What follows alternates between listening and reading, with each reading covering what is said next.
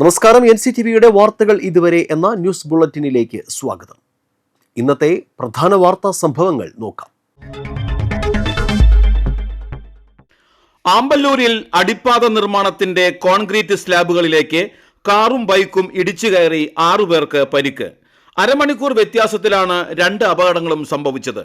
വ്യാഴാഴ്ച രാത്രി 11 മണിയോടെയായിരുന്നു അപകടം. ബൈക്ക് യാത്രക്കാരായ 2 പേർക്കും കാർ യാത്രക്കാരായ 4 പേർക്കുമാണ് പരിക്കേറ്റത്. തൃശൂർ ഭാഗത്തേക്ക് പോയിരുന്ന വാഹനങ്ങളാണ് അപകടത്തിൽപ്പെട്ടത്.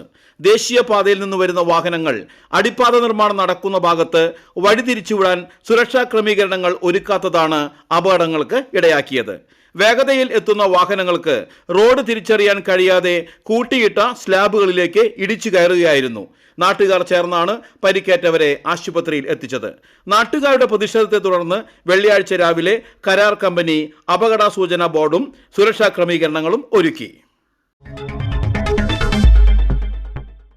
ചെറുകുന്ന് വാക്കാട്ടുകാവ് കലിക്കൽ അമ്പലത്തിലെ 28 ചാൽ ഉത്സവത്തിനിടെ താലം വരവിനിടെ ഉണ്ടായ തർക്കത്തെ തുടർന്നുള്ള വൈരാഗ്യത്താൽ 3 പേരെ ആക്രമിച്ച് പരിക്കേൽപ്പിച്ച സംഭവത്തിലെ 3 പ്രതികൾ കസ്റ്റഡിയിൽ.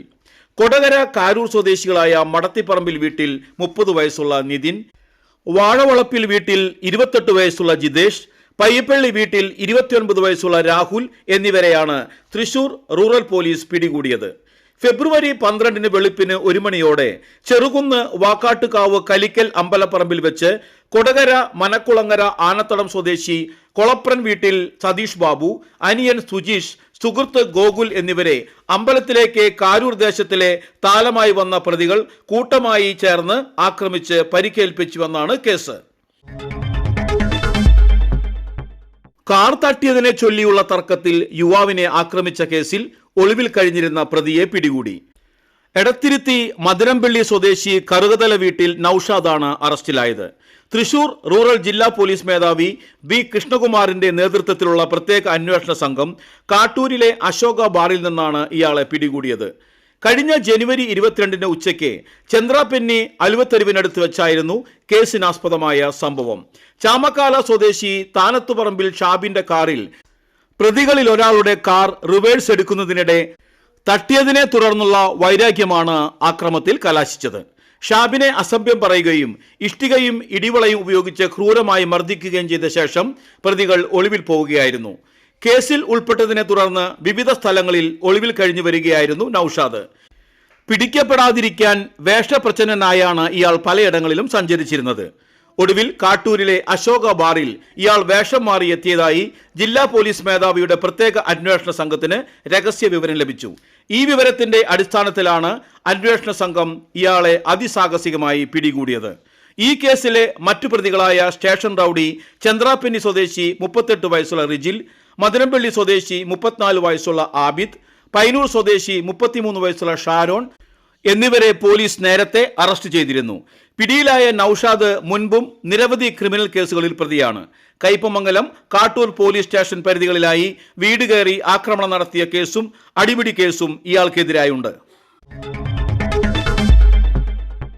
നിങ്ങൾ MGRന്റെ സിനിമ തിയേറ്ററിൽ കണ്ടിട്ടുണ്ടോ? ഇല്ലെങ്കിൽ തൃശൂരിലേക്ക് വരൂ. തമിഴ്നാട് മുൻ മുഖ്യമന്ത്രി കൂടിയായിരുന്ന MGRന്റെ ഒരു സിനിമ 5 പതിറ്റാണ്ടിന് ശേഷം വീണ്ടും തിയേറ്ററിൽ എത്തിയിട്ടുണ്ട്. ഏതാനും വർഷങ്ങൾക്ക് മുൻപ് ഇറങ്ങിയ സിനിമകൾ റിലീസ് ചെയ്യുന്ന ട്രെൻഡാണിന്ന് പരക്കെയുള്ളത്. പുതിയ സാങ്കേതിക വിദ്യയുടെ സഹായത്തോടെ കാഴ്ചയുടെയും ശബ്ദത്തിന്റെയും പുതിയ മികവോടെ പല സിനിമകളും റിലീസ് ചെയ്തു. എന്നാൽ 55 വർഷത്തിന് ശേഷം തമിഴിൽ നിന്ന് ഒരു സിനിമ വീണ്ടും കേരളത്തിലെ തിയേറ്ററുകളിൽ എത്തിയിരിക്കുന്നു. തമിഴ് മക്കളെ എക്കാലവും കോരിത്തെരിപ്പിക്കുന്ന സാക്ഷാൽ MGRന്റെ റിക്ഷക്കാരൻ എന്ന സൂപ്പർ ഹിറ്റ് സിനിമ 1971 റിലീസ് ചെയ്ത റിക്ഷക്കാരൻ അക്കാലത്തെ തമിഴ് സൂപ്പർ ഹിറ്റ് സിനിമയായിരുന്നു. തൃശൂരിൽ ബിന്ദു തിയേറ്ററിലാണ് ഇപ്പോൾ ഈ സിനിമ വീണ്ടും എത്തിയിരിക്കുന്നത്. 1971 മെയ് 29 റിക്ഷക്കാരൻ ആദ്യമായി റിലീസ് ചെയ്തത്. 100 ദിവസത്തിലധികം തിയേറ്ററുകളിൽ പ്രദർശിപ്പിച്ചു. M കൃഷ്ണൻ സംവിധാനം ചെയ്ത RM വീരപ്പൻ നിർമ്മിച്ച ഈ ചിത്രത്തിൽ MGR, പൽപ്പിനി, മഞ്ജുള എന്നിവർ പ്രധാന വേഷങ്ങളിൽ അഭിനയിച്ചു. SA അശോകൻ, മേജർ സുന്ദർരാജൻ, മനോഹർ എന്നിവർ സഹകഥാപാത്രങ്ങളെ അവതരിപ്പിച്ചു. റിക്ഷക്കാരനായ സെൽവം ഒരു കൊലപാതകത്തിന് സാക്ഷ്യം വഹിക്കുകയും അതിന്റെ പിന്നിലെ നിഗൂഢത കണ്ടെത്തുകയും അതിന്റെ ഫലമായി വലിയൊരു ഗൂഢാലോചന അയാൾ കണ്ടെത്തുകയും ചെയ്യുന്നതാണ് സിനിമയുടെ കഥ. ആക്ഷൻ ഹീറോ ആയും ഏഴൈത്തോളനായും MGR നിറഞ്ഞാടിയ സിനിമയായിരുന്നു റിക്ഷക്കാരൻ. മികച്ച നടനുള്ള ദേശീയ അവാർഡ് MGRന് ഈ സിനിമയിലൂടെ ലഭിച്ചപ്പോൾ ഈ പുരസ്കാരം ദക്ഷിണേന്ത്യയിലേക്ക് ആദ്യമായി എത്തുകയായിരുന്നു. 55 വർഷത്തിനു ശേഷം റിക്ഷക്കാരൻ വീണ്ടും വെള്ളിത്തിരയിലെത്തുമ്പോൾ തൃശ്ശൂരിലുള്ള തമിഴ് സിനിമാ പ്രേമികളും തമിഴ്നാട്ടിൽ നിന്നുള്ള അന്യസംസ്ഥാന തൊഴിലാളികളും ഇപ്പോഴും MGRനെ ആരാധിക്കുന്നവരും MGR സിനിമ തിയേറ്ററിൽ കാണാൻ സാധിക്കാത്ത പുതുതലമുറയും റിക്ഷക്കാരൻ കാണാൻ എത്തും എന്നാണ് തിയേറ്ററുകാരുടെ പ്രതീക്ഷ.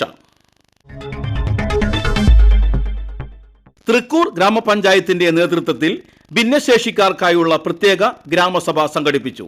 പ്രസിഡന്റ് സുന്ദരി മോഹൻദാസ് ഉദ്ഘാടനം നിർവഹിച്ചു. വൈസ് പ്രസിഡന്റ് പോൾസൺ തെക്കുംപീടിക അധ്യക്ഷത വഹിച്ചു.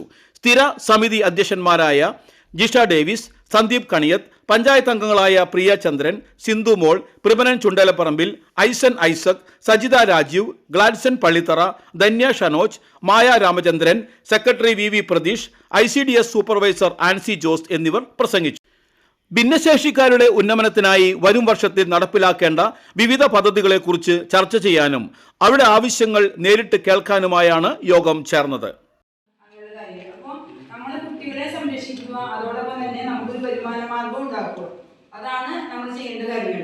കാരണം ആ കുട്ടികളെ വിട്ട് നമുക്ക് വേറെ പോകാൻ പറ്റില്ല. ആ രീതിയാണ്. ഒരുപക്ഷെ നമ്മുടെ എന്താ പറയുക, ദൈവത്തിന്റെ വികൃതി കൊണ്ട് ജന്മലാൻ വയ്യാത്ത കുട്ടികളായിരിക്കാം, അല്ലെങ്കിൽ ആക്സിഡന്റ് മൂലം സംഭവിച്ചതായിരിക്കാം. അങ്ങനെ പല രീതിയിലും നമുക്ക് ഇങ്ങനെ വികലാംഗത്വം വരാം. അതൊന്നും നമ്മളൊന്നും മനസ്സറിഞ്ഞുകൊണ്ട് വരുന്ന കാര്യങ്ങളല്ല. അതൊക്കെ ദൈവത്തിന്റെ വികൃതികളെന്ന് നമ്മൾ വിചാരിക്കുന്നു. കാലാവസ്ഥ.